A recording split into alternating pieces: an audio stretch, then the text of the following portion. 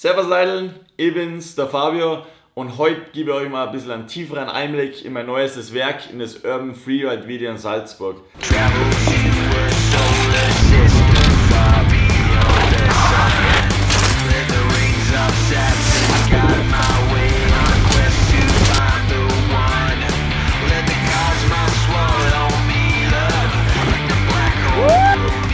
Es ist wirklich krass, wie viele Leute das mittlerweile angeschaut haben. Es sind, glaube ich, über 850.000 Views mittlerweile, und an der Stelle mal riesiges Danke wirklich an jeden an euch fürs Kommentieren, für das geile Feedback, fürs Teilen. Also freut mich einfach mega. Und ich würde jetzt einfach mal sagen, wir schauen uns ein paar Clips an und ich erzähle euch ein bisschen was dazu. Dann fangen wir mal sofort an mit dem, ich würde mal sagen, Schlossmauer-Drop, würde ich das jetzt mal nennen. Der Schlossmauer-Drop war definitiv für mich persönlich einer der schwierigsten Szenen im ganzen Video.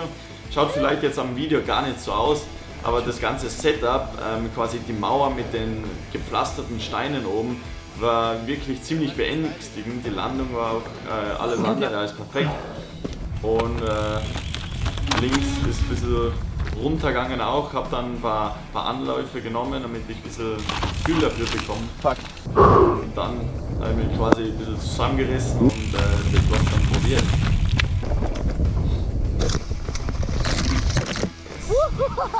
War auf jeden Fall ein richtig geiles Gefühl, als ich den quasi dann geschafft habe.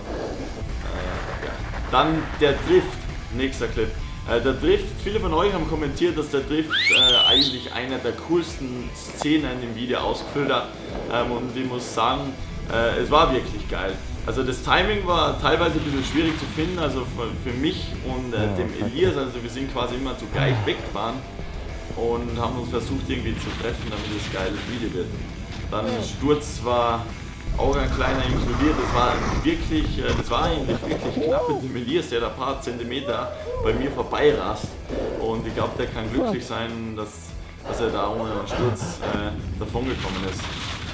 Genau, wir haben es dann noch ein paar Mal probiert, bis ich dann auch zufrieden war. Und ja, habe da ein paar Kieselsteine ein bisschen rumgesprüht, damit das Ganze noch ein bisschen rutschiger wird. Und der finale Clip, glaube ich, kann sich dann auf jeden Fall sehen lassen. Hat er wirklich mega viel Spaß gemacht, also muss sagen, gefällt mir selber richtig gut. Und was hat es gegeben im Video? Stufen und ja, noch ein paar Stufen.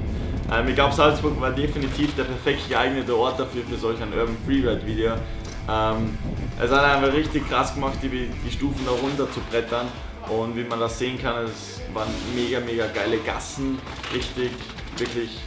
ja, es hat wirklich einen geilen Flair, vor allem die Stufensets, vor allem dieses Stufenset habe ich ein bisschen probiert, so im Robost-Teil rüber zu brettern. Und an der Stelle muss ich mal unbedingt einblenden, dass wir natürlich nicht blind drauf losgefahren sind, sondern natürlich alles abgesichert haben davor, und da wirklich geschaut haben, dass da mal keiner zu Schaden kommt und dass ich da keinen umfahre. Genau, ich glaube, die ganze Szenerie passt da wirklich sehr gut zum Fahrstil und zur ganzen Idee vom Video.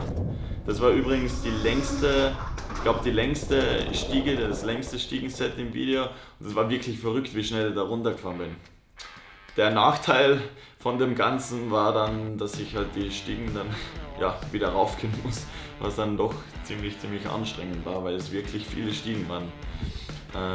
Aber ja, ich meine, dafür war es dann schlussendlich umso geiler, wieder die Stiegen runter zu brettern und das zu filmen. Ja.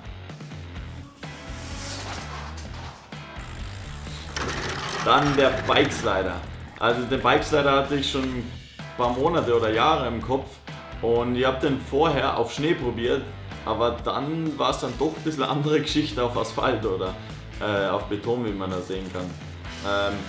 Schlussendlich war ich dann doch ein bisschen überrascht, dass wirklich nach 2 oder 3 Versuchen ziemlich halbwegs hingehauen hat, und ich glaube, der 5. oder 6. Versuch hat dann gepasst, und ich muss ehrlich gestehen, dass einer meiner Lieblingsclips im ganzen Video ist.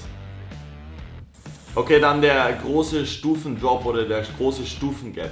Also ich muss wirklich sagen, dieser Gap war definitiv einer, glaube ich, der kranksten Gaps oder Drops, die ich jemals gemacht habe. Das schaut auf dem Video vielleicht gar nicht so aus, aber wenn man oben steht und da runter blickt, vor allem wie eng das Ganze dann war, also da hat man wirklich Angst bekommen. Und ich musste halt die Anfahrt so in einer leichten Kurve anfahren und dann quasi den schön runterziehen. Und rechts und links waren dann wirklich nur 20 oder 30 cm Platz beim Lenker. Und habe eben abziehen müssen und das eigentlich perfekt treffen müssen.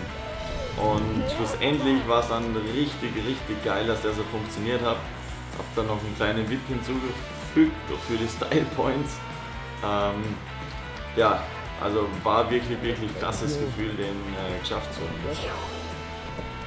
Dann die Toilettenszene. Viele von euch haben mich gefragt, ob ich schlussendlich wirklich auf die Toilette musste.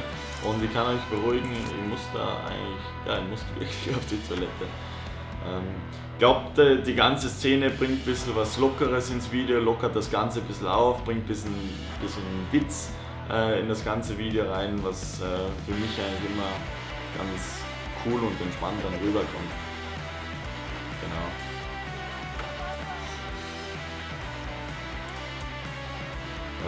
War auch wirklich witzig, das Ganze so zu drehen. Dann der Big Mama Dog. Ich glaube, fragt mich nicht, warum Big Mama. Ich glaube, der Name passt eigentlich ganz gut dazu. Ihr habt die verrückte Idee gehabt, da über dieses Geländer und über so einen 2 bis 3 Meter weiten Grasweg zu springen. Habt dafür so eine kleine Rampe gehabt, die habe ich einen Tag davor, bevor wir zum Projekt aufgebrochen sind, gebaut. Und die hat sich da eigentlich ganz gut dann dafür geeignet. Polizei war auch da, die haben das allerdings wirklich sehr, sehr entspannt genommen alles und haben da überhaupt keinen Stress gemacht. Ja, dann erster Versuch, wusste gar nicht, was mir so erwartet, viel zu langsam gewesen und ja, bin dann ziemlich zu kurz gekommen und gestürzt. Und ich muss wirklich sagen, ich bin wirklich froh, dass ich da ohne Verletzungen davon gekommen bin und dass ich wieder hochgehen konnte und das Ganze nochmal probieren konnte. Dann zweiter Versuch, boom. Hat es dann geklappt, hat dann gepasst und es war wirklich, glaube ich, einer der geilsten Momente vom ganzen Videodreh. Und ich würde es jetzt mal auf Englisch sagen, ich war halt einfach super stoked.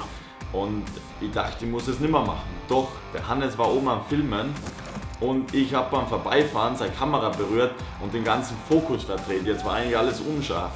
Und dann musste das Ganze noch ein drittes Mal machen. Und beim dritten Mal hat es dann schlussendlich nochmal hingehauen, super weich eigentlich alles. Und ja, es war schlussendlich, glaube ich, wirklich einer der geilsten Clips im ganzen Video. Und er hat mir definitiv ein paar Nerven gekostet. Dann noch was zu meiner Crew. Das ist der Hannes. Der Hannes Berger macht sehr, sehr viel von mir, immer Gimbal in der Hand. Das war eine der ersten Szenen. Dann der Elias. Elias war so Second Camera, der ein bisschen gemacht. Ja, schaut da immer sehr, sehr, sehr, sehr gut aus. Ja, es war hat einfach mega viel Spaß gemacht, mit den Jungs eigentlich immer zu filmen.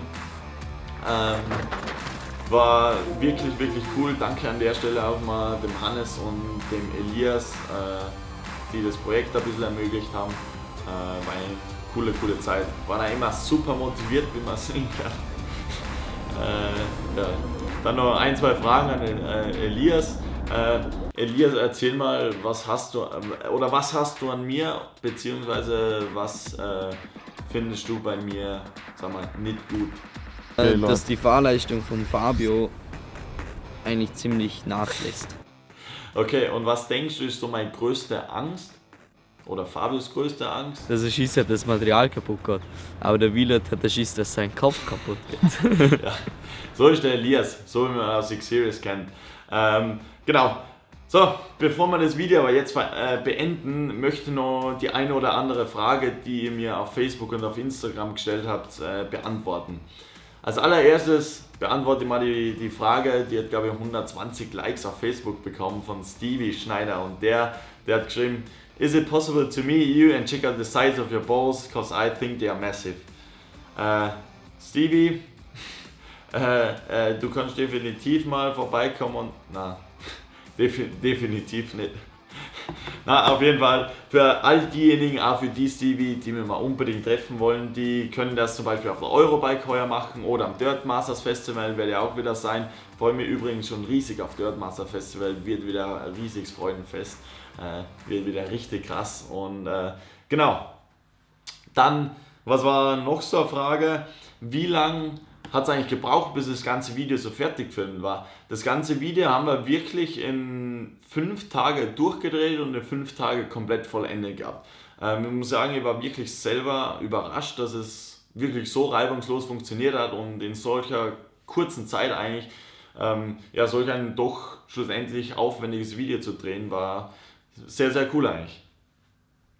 Dann, was war die gefährlichste Szene? Was war die gefährlichste Szene im ganzen Video? Für mich persönlich war die gefährlichste Szene der Stufengap, der große Stufendrop, weil es halt einfach links und rechts wirklich so eng beisammen war alles und man musste den Gap wirklich so punktgenau setzen und Fehler hätte ich mir da auf jeden Fall nicht erlauben dürfen. Dann weiter geht's. Wie oft bist du gestürzt? Ganz ehrlich, Leute, ich bin ein einziges Mal eigentlich gestürzt. Ich meine, die einen waren zwar so ganz, ganz kleine Stürze, aber würde jetzt nicht als Sturz zählen, sondern beim letzten Drop, den kann man als Sturz zählen. Und genau, das war dann ein einziger Sturz eigentlich. Welche Protektion hast du verwendet? Protektoren war ja eigentlich komplett vom POC, also Brustprotektor, Rückenprotektor, Helm, alles eigentlich vom POC, Knieprotektoren, Schuhe vom 510 und genau, Jersey-Drüber und Jeans, damit das Ganze ein bisschen im Street-Style ist. Cool.